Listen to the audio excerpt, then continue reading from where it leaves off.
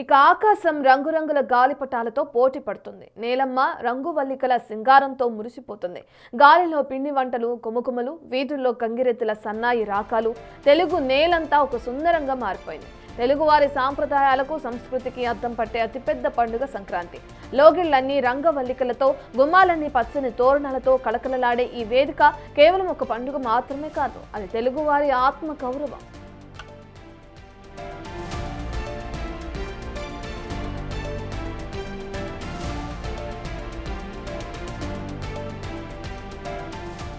తెల్లవారుజామునే పల్లె వీధులన్నీ పేడ నీళ్లతో కల్లాపు చల్లి తీర్చిదిద్దిన ముగ్గులతో కలకలలాడుతున్నాయి. ముగ్గుల మురిపెం, గొబ్బెమ్మల అందం, గంగిరెద్దుల విన్యాసాలు, హరిదాసుల కీర్తనలతో సందడి నెలకొంది. సూర్యుడు తన పయనాన్ని మారుస్తూ ఉత్తరాయణంలోకి అడుగుపెట్టే ఈ పుణ్యకాలం తెలుగు లోకిళ్లలో సరికొత్త ఉత్సాహాన్ని నింపుతోంది.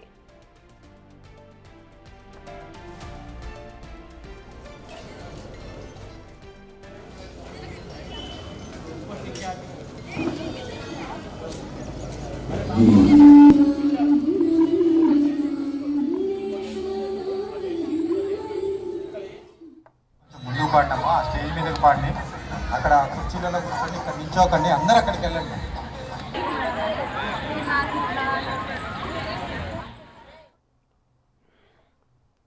సంక్రాంతి అంటే చక్కని ప్రయాణం అని అర్థం. దురాచారాల నుంచి సదాచారం వైపు, చీకటి నుంచి వెలుగు వైపు మనం చేసే పయనమే ఈ పండుగ సందేశం. పల్లె తల్లి తన బిడ్డలందరినీ ప్రేమగా ఆహ్వానించే ఈ పర్వదినం తెలుగువారి ఆత్మగౌరవానికి నిలువుటద్దం. మంచు తెరల మధ్య నుంచి సూర్య భగవానుడు మకర రాశిలోకి అడుగుపెట్టే ఈ పుణ్యకాలం కేవలం ఒక తిథి మార్పు కాదు, అది ప్రకృతి పునరుజ్జీవనం. నిల్చోకండి, అందరూ అక్కడికి వెళ్ళండి.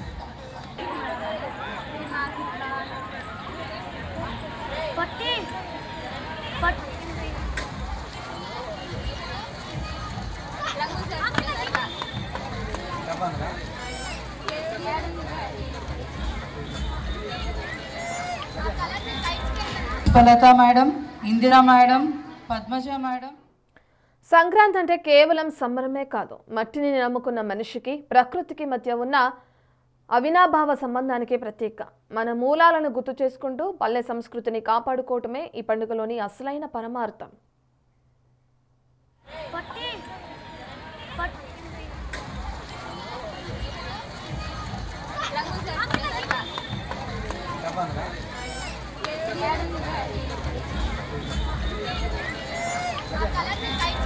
Pushpalatha madam, Indira madam, Hari.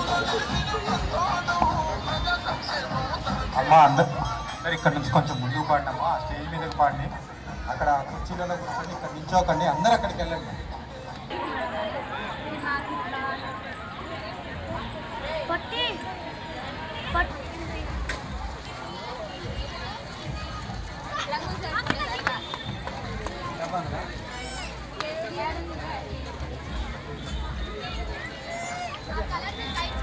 Pushpalatha madam,